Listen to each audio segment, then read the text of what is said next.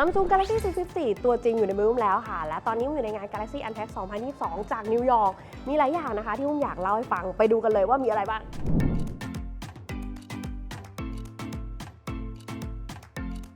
เดี๋ยวมาเริ่มจากด้านนอกกันก่อนเลยละกันนะคะฟีลลิ่งแรกของอุ้มหรออุ้มรู้สึกว่าจริงๆมันไม่ได้แตกต่างกับตัว Z13 เท่าไหร่นักนะคะแต่สิ่งที่สังเกตได้เลยก็คือน้องเนี่ยมีความเหลี่ยมมากยิ่งขึ้นเดี๋ยวอุ้มเอียงให้ดูข้างๆเห็นไหมจะเหลี่ยมขึ้นนะคะทั้งด้านซ้ายด้านขวาแล้วก็ตรงนี้ด้วยนะก็จะเหลี่ยมขึ้นนั่นเองอีกอย่างหนึ่งที่สังเกตได้ค่ะก็คือตัว hinge เนี่ยมันจะบางลงนะทำให้ตัวเครื่องเนี่ยดูสวยมากยิ่งขึ้นดูถนัดมือมากยิ่งขึ้นนะคะน้ำหนักเนี่ยยังคงเบาอยู่เหมือนเดิมนะอยู่ที่187 กรัมนั่นเองส่วนจอด้านหน้าตรงนี้นะคะจะมาพร้อมกับจอขนาด 1.9 นิ้วตัวจอตรงนี้เนี่ยเรียกว่ามีหลายอย่างนะที่อัปเกรดขึ้นมาเดี๋ยวไว้เล่าให้ฟังต่อไปละกันพอกลางจอออกมาค่ะจะเจอกับจอนะคะที่เป็น Foldable Dynamic AMOLED 2X ขนาด 6.7 นิ้วค่ะขอบตรงข้างๆเนี่ยมันจะบางลงนะตรงเนี้ยมันจะบางลงนิดนึงค่ะแล้วก็ตัวจอตัวนี้นะคะจะอัปเกรดเนี่ยของวัสดุหน้าจอเป็น Ultra Thin Glass 2.0 นะคะพออัปเกรดขึ้นมาแล้วดียังไงเขาบอกว่ามันจะแข็งแรงขึ้น 10% และนั่นทำให้เนี่ยให้ดูรอยพับแล้วกันรอยพับเนี่ยมันจะจางลงไปนิดนึงนะถ้าสังเกตดูมันจะจางลงไปนิดนึงนะคะแต่ว่ายังเห็นอยู่นะแล้วก็เวลาที่เราพับนะคะปุ๊บมันยังพับไม่สนิทนะมันยังเหลือมันยังมีไอ้นี่อยู่นิดนึงนะคะมีแกปอยู่นิดนึงแต่ก็นั่นแหละค่ะเพื่อแลกมากับความแข็งแรงนะแล้วก็ด้วยความที่มันยังสามารถกันน้ำ IPX8 ได้นะคะอันนี้ก็คงต้องยอมไปก่อน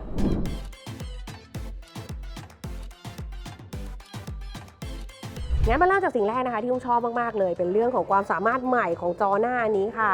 เวลาที่เราเข้ามาสู่โหมดกล้องนะปกติแล้วนะคะมันก็จะแสดงผลอัตราส่วนแปลกๆใช่ไหมเราเลยไม่รู้ว่ามุมมันอยู่ตรงไหนบ้างครั้งนี้ค่ะเราสามารถกดที่จอ2 ครั้งแบบนี้มันจะกลายมาเป็น actual size นะทั้งแนวตั้งนะคะรวมทั้งแนวนอนแบบนี้ด้วยคุณสามารถใช้งานแบบนี้ได้นะทั้งในส่วนที่เป็นภาพนะคะภาพนิ่งแล้วก็งานวิดีโอใช้ได้เช่นเดียวกันและด้วยน้ำหนักตัวเครื่องนะคะที่ค่อนข้างเบาแบบนี้นะมันก็เลยทำให้เราถือนะคะใช้เหมือนแบบพวก action camera ได้เลยและอย่างที่2นะคะที่ทำได้เลิศมากๆเลยเป็นเรื่องของแบตนั่นเองค่ะในที่สุดทุกคนแบตของ Z14 นะคะก็อัปเกรดขึ้นมาจากเดิมเนี่ยที่ 3,300 มิลลิแอมป์นะคะก็จะอัพขึ้นมาที่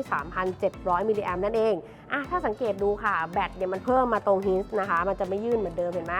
ทีนี้ค่ะเราสามารถจะใช้งานเนี่ยได้นานขึ้นถึง3 ชั่วโมงแล้วก็ด้วยอิทธิฤทธิ์นะคะของชิปตัวใหม่ของเขาคือ Snapdragon 8 Plus Gen 1 ขนาด 4 นาโนเมตรนั่นเองแล้วก็ตัว refresh rate นะคะตอนนี้มันจะสามารถปรับได้เป็น 1-120 เฮิร์ตซ์ทำให้เรานะจะสามารถใช้งานน้องเนี่ยได้นานขึ้นน่าจะเกือบ4 ชั่วโมงเดี๋ยวจะลองทดสอบดูให้อีกทีหนึ่งนะคะส่วนการชาร์จเร็วตัวนี้จะสามารถชาร์จเร็วนะคะได้ที่25 วัตต์แล้วอีกด้วย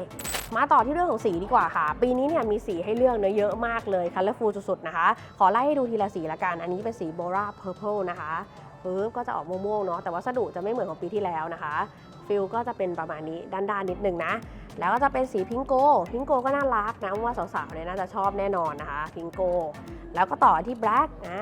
หนุ่มๆอันนี้น่าจะถูกใจนะก็จะเป็นสีแบล็กนะคะเล่นกับแสงแบบนี้แต่สีที่ผมชอบมากที่สุดคือสีนี้นี่อันนี้คือสีบลูนะคะ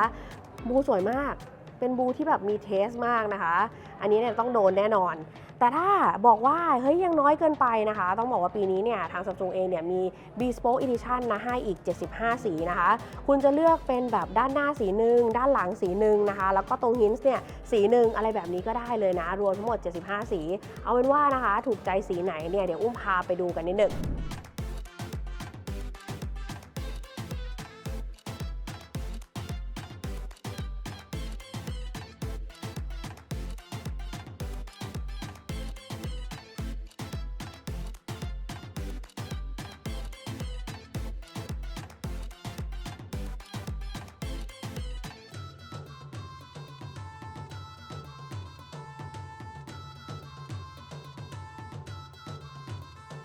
และส่วนหนึ่งที่น่าสนใจไม่แพ้กันเป็นเรื่องของกล้องนะคะกล้องตัวนี้จะมากว่าความละเอียด12 ล้านพิกเซลนะทั้งเลนส์หลักแล้วก็เลนส์อัลตร้าไวด์เหมือนเดิมที่เพิ่มขึ้นมาค่ะเป็นเรื่องของไนโตกราฟีนะคะก็จะมีการประมวลผลภาพนะคะแล้วก็ตัวเซ็นเซอร์แบบใหม่ทำให้เราสามารถถ่ายภาพในเวลากลางคืนนะได้ดีมากยิ่งขึ้นนี่ให้ดูแบบนี้จะเห็นเลยว่าเฮ้ยมันดูดีขึ้นจริงๆนะแต่เดี๋ยวผมจะลองไปตะเวนถ่ายภาพนะคะในนิวยอร์กให้ดูกันอีกทีว่าภาพจริงๆเนี่ยออกมาเป็นยังไง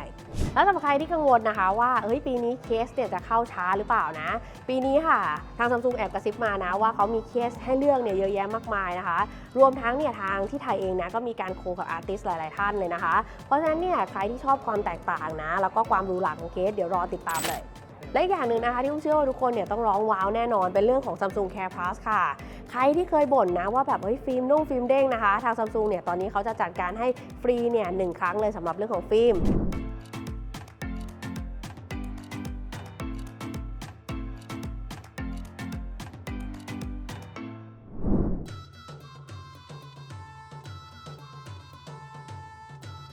ว่ากันว่านะคะเมื่อคุณเข้าสู่วงการมือถือจอพับได้ค่ะคุณก็จะใช้มือถือจอพับได้แบบนี้ตลอดไปนะคะอาจจะเป็นความสะดวกสบายในหลายๆอย่างนะอย่างอุ้มเองก็เปลี่ยนไปใช้มือถือจอที่เป็นปกติเนี่ยไม่ได้แล้วนะคะอย่างอุ้มมางานคนเดียวแบบนี้ค่ะเราก็สามารถตั้งถ่ายนะมุมไหนก็ได้นะคะด้วยเฟกโหมดแบบนี้รวมทั้งนะถ้าสมมติให้คนอื่นถ่ายให้นะคะก็จะเห็นหน้าตัวเองอยู่ที่จอตรงนี้ซึ่งมีประโยชน์กับการใช้งานมากๆเลยสำหรับแล้วนะคะ Galaxy Z Flip 4เนี่ยอาจจะไม่ได้เปลี่ยนแปลงไปมากนักนะในมุมของคนที่ใช้งาน Galaxy Z Flip 3อยู่ค่ะแต่ว่าถ้าคุณนะกำลังเล็งมือถือจอพับได้สักตัวหนึ่งนะคะที่กล้องดีมีฟังก์ชันต่างๆนะคะที่ทำให้คุณเนี่ยว้าวแล้วก็มีความหวือหวานะในการใช้งานแน่นอนอุ้มเชื่อว่าตัวนี้ค่ะจะเป็นตัวเลือกนะที่ดีมากๆของนาทีนี้เลยเอานี้นะคะจะขอฝากไว้ประมาณนี้ก่อนละกันนะใครที่ยังไม่ได้ดูคลิป Galaxy Z Fold 4นะคะก็สามารถกดดูได้เลยนะคะรับรองว่าเด็ดไม่แพ้กันส่วนอุ้มเองค่ะเดี๋ยวขอเอาเจ้าตัวนี้เนี่ยไปทดลองใช้นะในนิวยอร์กนิดนึงว่าจะมีภาพอะไรมาฝากทุกคนบ้างแล้วติดตามในเพจแล้วกันนะคะวันนี้ไปแล้วสวัสดีค่ะ